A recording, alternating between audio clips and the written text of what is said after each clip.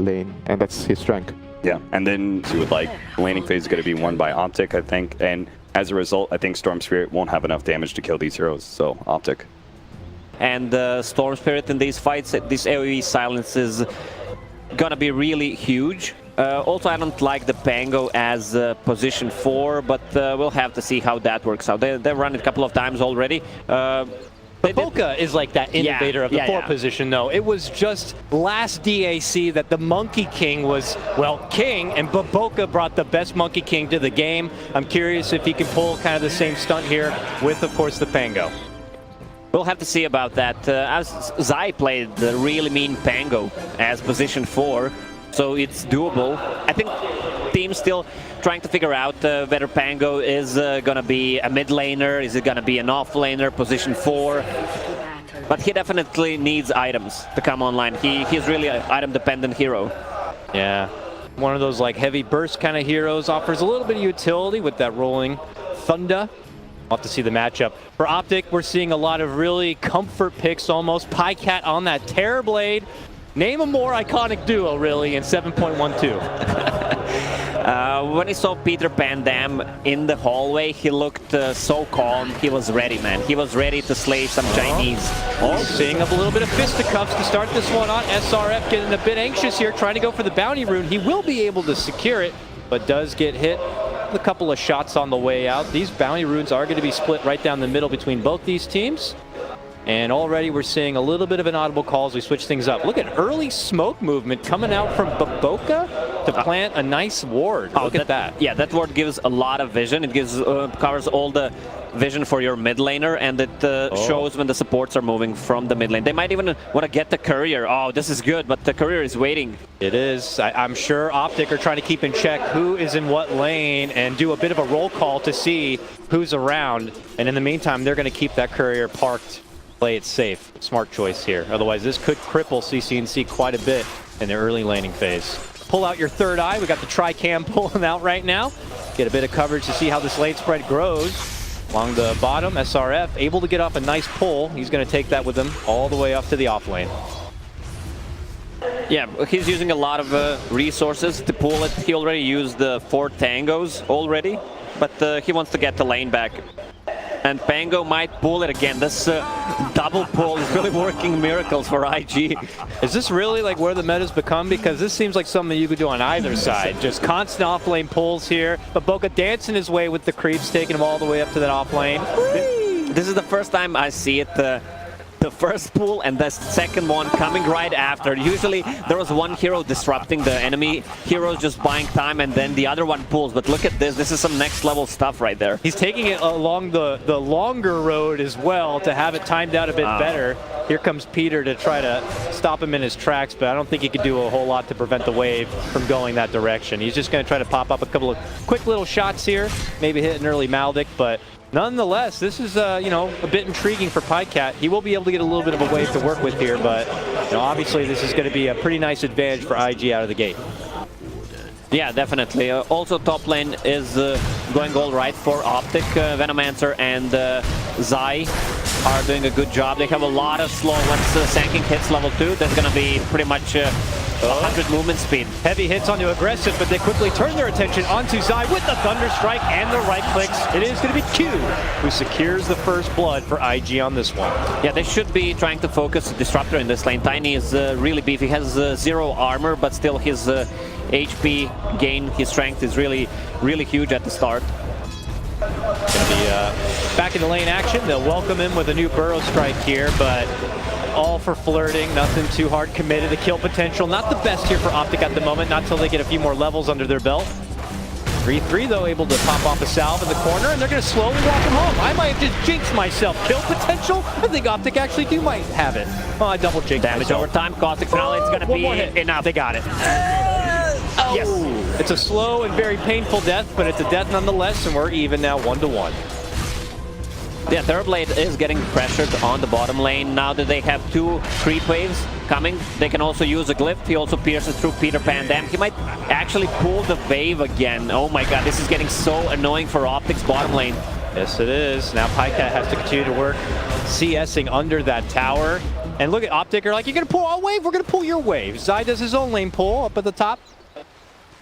And, you know, that's where Dota's becoming right now. Let's touch base briefly on this mid lane, the DP Storm matchup. It started pretty favored for the Storm, but as time goes on, it looks like CCNC has been able to pull it together nicely on the DP. 17 and 8 CS for him. Early Soul Siphon to kind of fend off XXS.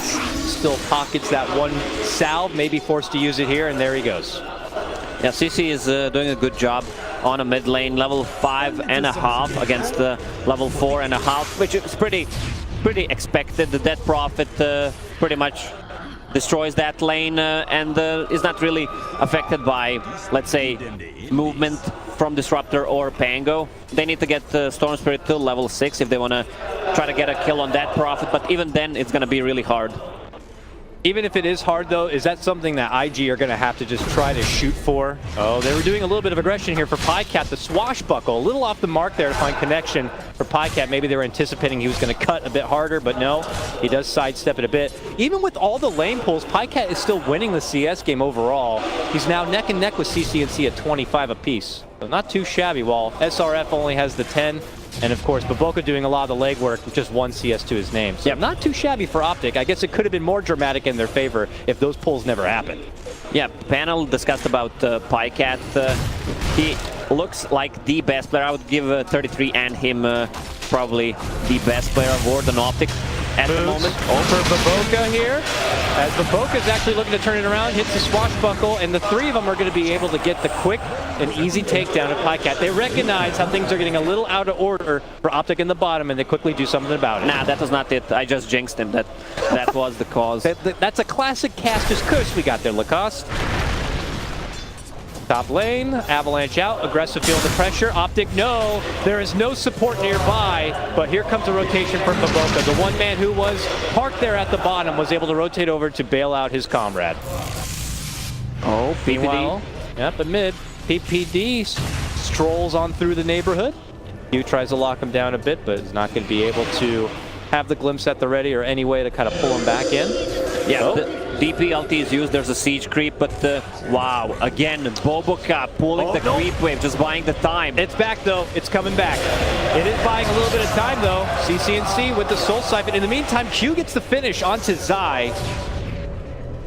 But we're keeping pressure here. CCNC is going to be forced to step off a bit and wait for that ult to come back into play.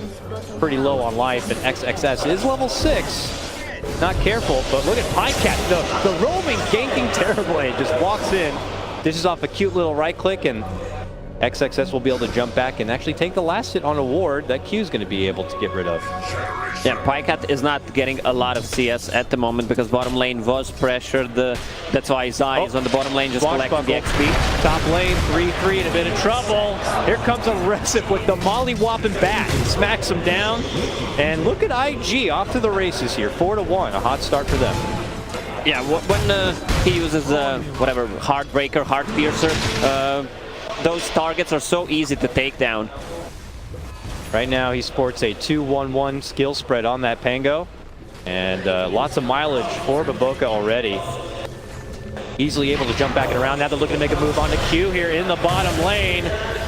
Heavy Burrow Strike initiation from Zai with the Metamorph. They're not able to get enough to get the finish on the Q. And look at them turn it around. It's a 4-on-2. And they're going to be able to get the takedown of Pycat. Let's go ahead and make it a +1 as they get the set for Zai. Zai, though, gets a nice turnaround. Finishes off Q.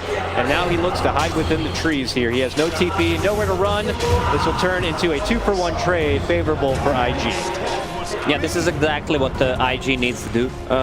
Mid lane is still not done. Tower still has some HP left because of that Baboka pull, so they should use Storm Spirit more aggressively, especially with Abaddon. Pretty hard to take down. Abaddon's still not level 6 though. Yeah, and they're looking to try to get him down just before he hits that level 6 mark. It's so close. He looks to hide within the trees. They're scouting him out with those Venom wards. Tries to creep out to the side. He gets a new shield up. Actually, one more creep goes down. He has level 6. He levels it up, he'd be fine, but no, he's not even under threat. He's looking to turn his attention actually onto 3-3, and they continue to dance behind the tower. 3-3 tries to juke him out. He's forced to level the ultimate, but he's not going to get a whole lot of damage. Oh, the wards, though, do cover him up. Pycat's waiting for 3-3. This is the most awkward thing ever. Yeah, but he's look, gonna go SRF's down. in trouble. The wards are going to be able to get... Oh, he can't... Oh, Wow. the tango. He had a tango on himself, but it was not enough. That's level 3 poison sting. Wow, that was the longest winded kill ever. But 3-3 with the slippery moves behind the trees is going to earn them the takedown of the Abaddon, even though he's able to get that level 6. Baboka shows up, eats the reflection, and OpTic are going to look to take down and secure a tier 1 tower if possible. Yeah, they should take that top tower so they have an advantage, so they can be more aggressive on a top lane if possible, and give time to PyCat to actually recover. He's sitting on only 2.7k net worth at the moment, being level 5. Looks like on our second Death Prophet ulti, they will get that finish for the mid-tier 1, but bottom lane, a jump on in, a setup for PPD. That one should be easy peasy, aggressive. Gonna get the last notch right there with the throw of the tree. Back at top lane, another kill to be had. This one on to 3-3, our first rolling thunder to come out from Baboka. He will lose his own life though as PyCat steps in. Take one of ours, we're gonna take one of yours. And look at this, CCNC shows up as well. SRF forced to go through the borrowed time yet again. They'll hit him with a Soul Siphon and slowly bring him down. Quinn will pick that one up. And we're split 2-2 now, as far as kills on that. Yeah, Quinn at this point is really farmed, and they should play around and use that farm that he has. He's really getting close to his Yule Scepter as well, which is going to be great against Pango. He has time to cancel his ulti, also good against the Storm Spirit for the setup on Silence, and also a Baron ulti. Heavy attention to come here. IG, though they're getting a lot of kills across the map, have yet to kind of strike at that first objective. Moving in for tier 1s, that's where OpTic has been able to be a bit more successful. Taking down 2 tier 1s now has still earned them just a small margin of a net worth lead. PyCat's able to kind of roam his way through that top lane, hoping to be ignored. While IG, I imagine, are getting ready to go back into killing action here soon enough. I've spotted that XXS does have that bottled DD to work with now. But while he heads top, the rest of his team are taking a journey down south, it would appear. PPD yet again, the lone defender at the moment. Does need to be a little bit careful. May be forced to sacrifice their first tier 1. Yeah, the Siege Wagon spawn, so that's gonna definitely be a bottom tower taken from IG. They can easily connect with, look at the damage coming out from the just level 1 Curse of Avernus. Attack speed with the Tiny, more than enough. Pretty well. Potential setup here on the mid lane. CCNC was able to get that tier 1 already, but Q has been waiting around nearby, has that level 3 glimpse, and here comes the Rolling Thunder.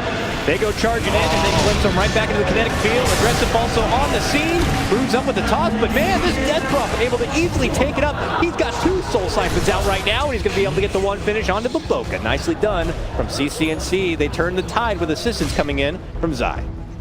Yeah, that's a little bit of misplay, and they wanted to go on a Dead Prophet who had 3 Spirit Siphon charges, which is pretty impossible to take down. There's no burst damage whatsoever, and Disruptor is only level 5, so they can't really silence him and keep him in place to actually deal the damage.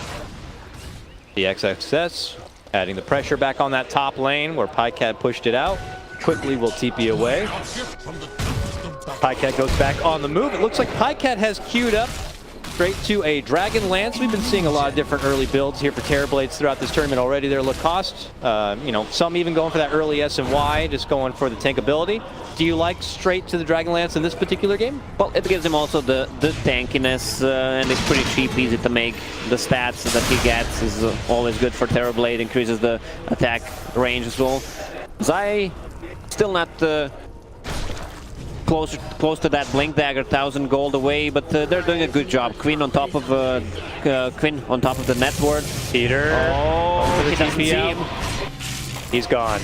Q just a little off the vision right there to be able to go for a glimpse return, and Peter will make it a bay just narrowly. Meanwhile, hear the call of the Death Prophet ulti here. The ghosts are out. Baboka's hiding within the trees. It seems that Quinn knows he's there. Baboka goes for the Rolling Thunder. Around and around he goes, and out the other end. See you later, Baboka. Yeah, I think he's going the wrong way. I'm not sure, though. He's looking to wipe out the creep wave and cut it down. That's a nice call to make as OpTic are trying to pressure on forward. They'll have no more creeps to work with now and have to battle their way potentially through backdoor protection, but it doesn't seem like it's going to be the case. They'll easily be able to get that finish on the tier 2. So yeah, Venomancer is not the hero anymore that deals damage. He's more of a utility. He just wants to get to that level 10 where he gets the 90 GPM, and then he can build those utility items, force staffs, pipes, whatever is needed, solar crests. Like a regular thrift store there. Meanwhile, down below, we see SRF, the lone split pusher here for IG. Looking to pull the attention from OG. Meanwhile, glimpse back onto PPD. There's the avalanche. Aggressive Heidi-ho. Tosses him right up and down, and they'll get the finish. Q snipes that one. Yeah, that should be the ward. That ward. They saw PPD. There's nothing that he can do there, so it's probably gonna get rewarded. Yeah, what the hell are you doing in our neighborhood? Go figure, they circle out the perimeter, and they should be able to get that D ward. Not too of a unfamiliar spot either. See Q head in the direction now with the sentry. He'll look to take care of that. Zai getting closer and closer to that blink dagger. Oh, he misses the D ward. He places another one. He will be able to get it. Meanwhile, the top lane, Zai in a bit of trouble. Could be delayed now on the blink dagger. Aggressive. Well, for his namesake, playing quite aggressive in this game already. Strings together a third kill, now on a killing spree with that one. He is got his blink dagger if he wants it. Don't know if he's considering a change to the Shadow Blade or not. Or no, he's going to pick it up here in the side shop right now. Now even more kill potential. Pretty much PPD has got to be on the DL, hidden away. I mean, even same for the Venomancer potentially. He's got a lot of bursting targets out there. Yeah, now that the Disruptor has that ulti, he has the smoke as well, they want to make an action with Tiny, so they don't want to reveal the blink dagger, they want to get a kill first. Ideally it would be a Terror Blade, but they don't see him currently. Like the potential pickup here, looks like Baboka is got the urn, and I would imagine in the future could turn that into a Spirit Vessel, right? Could be very nice against someone like the DP. Definitely, and you have a Witch Doctor healing as well. Mm-hmm. This game feeling pretty close in terms of net worth here. Still that rotation possibly to come from IG as they head to the bottom hand side. OpTic a bit more reserved with what they'd like to do. Still trying to just maintain their farm. Get Zai back into that blink dagger probably first and foremost before they go back on the action path again. The biggest strength of OpTic's lineup is the damage over time. You have this Ghost that can be focused, you have Venomancer ulti if you pop it on a couple of the heroes, and also if they manage to take down, let's say, 2 or 3 heroes, it opens up the Roche for them, and their siege of the base, tier 3 towers, which is the hardest thing in Dota, is amazing. You have Terror Blade, one of the best heroes against it, you have DP ulti and Venomancer ward, so it's going to be really hard for IG to engage this fight, even though they have a Storm Spirit plus a Tiny with a blink dagger. The Zai having to put up with this SRF dominated catapult that he keeps shielding up. Really hard for OpTic to kind of fend off the pressure here from this bottom lane, and as they do that, Baboka gets his own free lane to work with at the top. Quinn is currently sitting inside this Roche pit too. I'm not sure if it's something that's on the agenda right now. Yeah, they're gonna go for it. Meta is up. All right. They move in with the meta and with it's the DP ult. Never mind, it's being pinged out by a Sanking. So PPD with that Invis rune is just gonna scout out to see if they're going. Baboka knows something is up. He wants to go in. He's stuck up above. Hops in, hops back out. Thinks about hopping back in yet again. Die with the Sandstorm. They roll on in, but the Roche has been done, and Highcap picks it up. Oh, Baboka tries to make an escape, but they got the Eels waiting for him. They even sunder the poor guy. Yeah, and they finish him off. Yeah, that was not the best Pango play. Also, they know that they have a ward on their high ground again, because CCNC used the Yule Scepter immediately after he used Swashbuckle. Yep, good eyes there. Some, I'm sure, Q and company will be privy to and look to kind of get rid of. XXS, as we see, to the bottom lane, looking to push things out. He's got that Bloodstone in hand now. Q and Viz, they jump on in. They got it with the Q ulti. CCNC in a bit of trouble. Forced to self-heals and make it back and away, but that might be too much first. No! He survives, turns it around with the Soul Siphon. Now he begins to suck it right on up, and XXS silence does make it out just in time. Jumps once, jumps twice, and he's out of here. Yeah, that was a really hard to kill to start with. Again, they're trying to go on a DP. They have good burst damage inside in terms of Tiny and and Disruptor, but he has a Yule Scepter. They can't lock him down afterwards, so then the Spirit Siphon comes. So what do you think about the call then? It looks like Aggressive's Tiny, after picking up the Blink Dagger, is going to move into a Yasha. Not anything like an Echo Saber to really enhance the burst even further. Do you think that's the right call to make?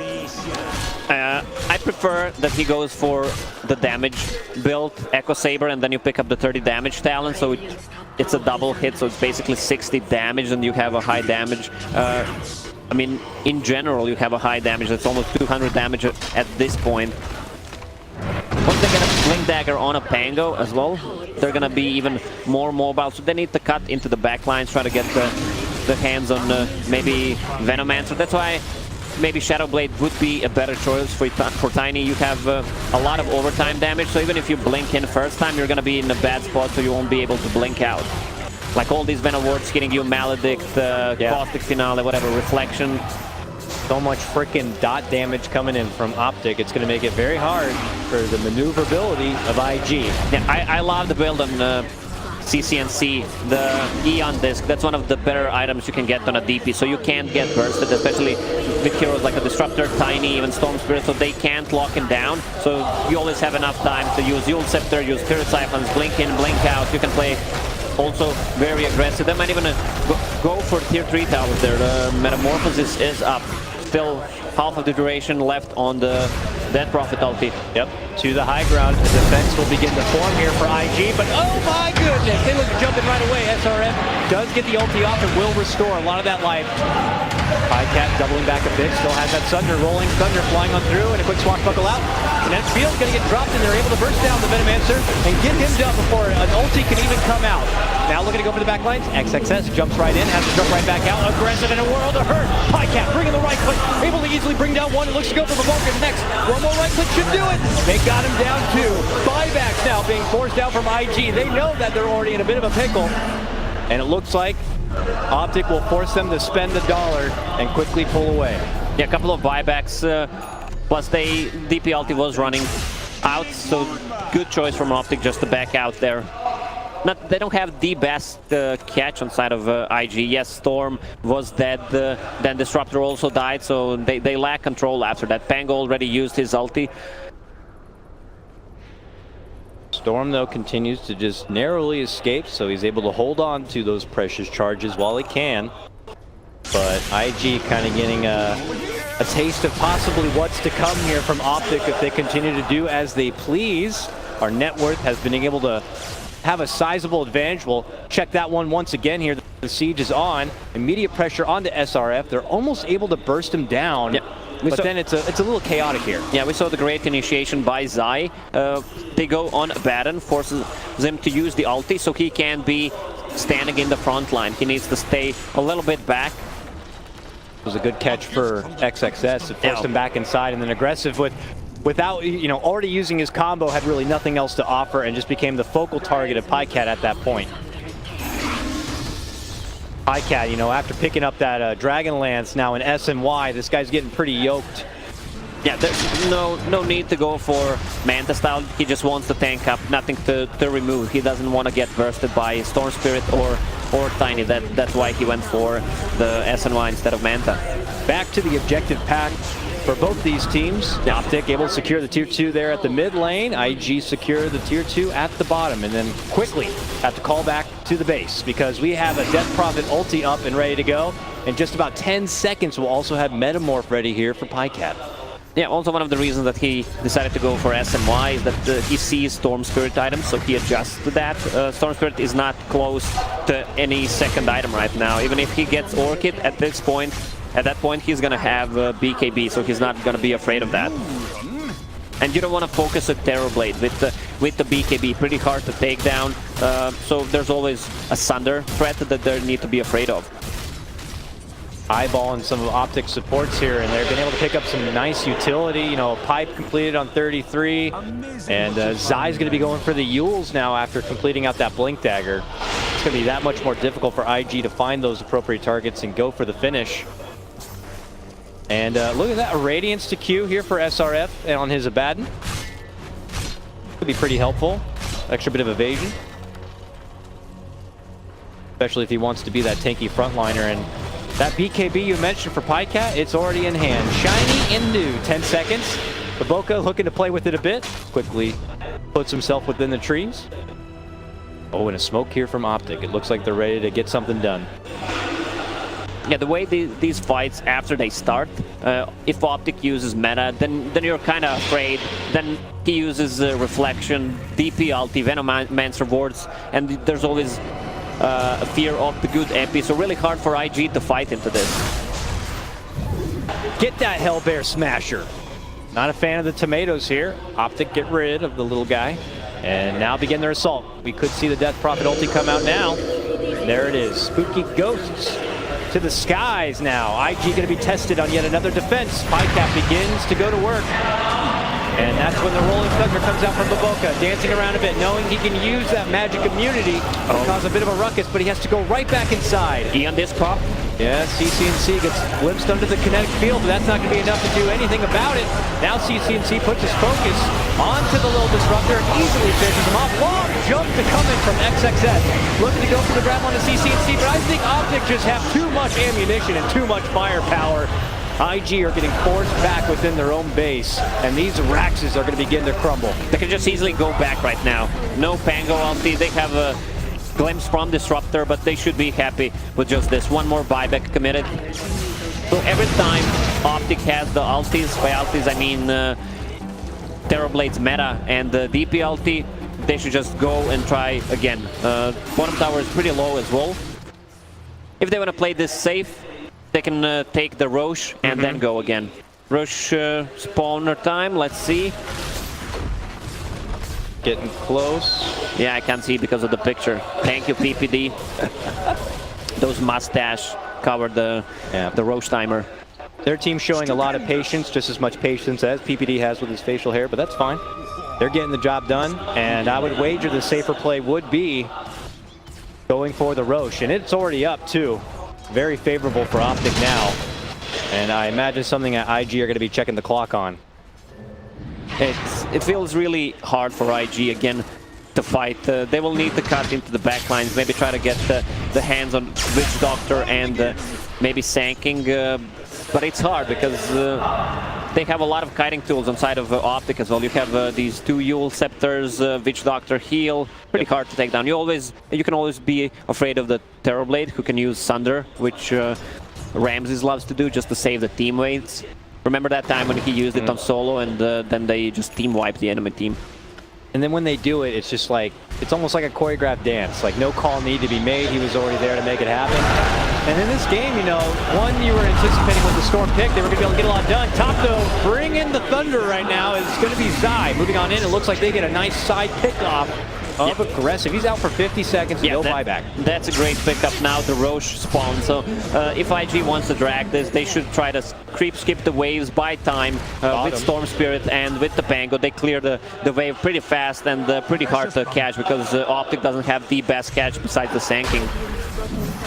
XXS is able to kind of add some pressure here to the bottom lane, but OpTic don't really seem to mind at all. They have bigger things on their mind. The Roche.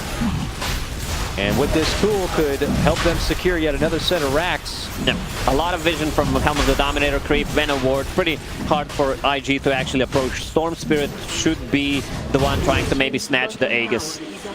Yeah, he's busy doing other things, unfortunately. Farming the jungle of OpTic's side while eyeballing the push towards the bottom. Zai finds a catch potentially here for Baboka. Baboka going to be forced to swashbuckle, jump over out to the side and go into the Rolling Thunder. But the net locks him in his place. And now he's stuck in a bit of an awkward jam. And he's going to be brought down within the trees. Glimpse all the way back onto CCNC to get him off the back of SRF. Bye-bye, Oka. Oka gone. Here comes OpTic now, parading their way down the mid lane here. Obviously going to look to cut to the side. It looks like north they will go. I don't feel OpTic can throw this game. They were playing pretty safe so far. DP just popped the ulti. That's level 3 ulti with the meta. They have Cheese and Aegis on Terrorblade. Cheese on the DP though. Pretty hard to take it down. Jump from XXS. That's the pop of the disc. He was not able to get a catch with the initial jump in, so the firepower again is just not really there. IG shooting Nerf guns at this point, while OpTic Just a battering ram right now, going through the top of the base. Highcat just laying it in on thick onto these racks. Finally trying to go for a jump onto CC&C, committing in the kinetic field as well. But this man just simply will not be brought down. They may have to settle for Peter, but not even that kill's going to come easy. They'll finally get it done. SRF tries to head out the other direction, but they'll quickly lose one. They quickly might lose another. Aggressive to run out the other way, and OpTic obviously feeling themselves at this point. Know that the towel could be thrown at any second from IG in game number 1. Yeah, there's nothing IG at this point can do. You're forced into a scenario where you need to fight, but you're not strong enough to take the fight. No burst damage whatsoever. Pretty much everyone on OpTic Gaming is tanky. With that pipe on 33, there's just no way for IG to come back into this game. Like, also, the heroes don't scale that well. You have a Tiny who's easy to kite, especially at this point. It's all that slow, and then you have a Pango, Disruptor, Storm Spirit. That's like one more fight, and that's it. Maybe if they just even get a pick off. I think it was Scriff who said it. If you're a Tiny at this point in the game, you jump in, you do your combo, and they don't even lose like a third of their life, you're in trouble. Something's not right. I don't imagine Aggressive is going to be getting another item at this point unless they can somehow find a good turnaround. Yeah, 33 again with some mind-blowing plays. He went for a pipe, which is usually a first or second item on Veno, but then he went for Helm of the Dominator. So he gets the net creep, so he can actually disrupt the Pango's ulti. We're not going to be seeing as many aggressive rolling thunders to come out from Baboka. He thought he would be almost an immortal as he's able to do that, but now 33 with the answer.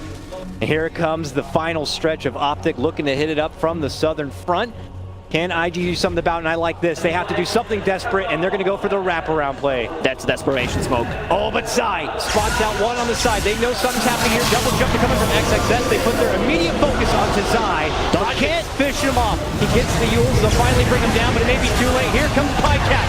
And that man's got a big double damage, and he hits like a truck. Boom, boom, boom. SRF forced to go out with the ulti. Baboka feeling the pain. Goes to the low ground. Tries to jump up and over, but he's not going to be able to make it away. It's CC&C with a godlike right now. 33 saves, plague our enemies. That could be a line for Necro as well. And GG's called. GG has been called, and IG will drop the first one. OpTic continue the streak alive for the Western Front here in the breakout bracket. Just one game away, advancing into the main bracket. Wow, OpTic has been playing really well. A lot of people were not giving Quinn credit for his performances. It was a sacrificial lamb so far. So they are playing around Quinn, and now they give him a better mid matchup, and he just destroyed the lane. OpTic got to be feeling really good there. It felt like at the laning phase, IG, get me the hell out of here. Yeah, they're going to be fine to make it out right now. Going to be feeling real good. How much of it would you put this on the draft? I mean, you were calling for the Death Prophet, it felt like, from halfway through the draft. Felt like something that could have been a bit predictable, but were IG just kind of busy focusing on other things? Yeah, it was clearly an outdraft from OpTic Gaming. Even if they, let's say, played the best of 5, I think maybe one game could have been taken on the dire side line.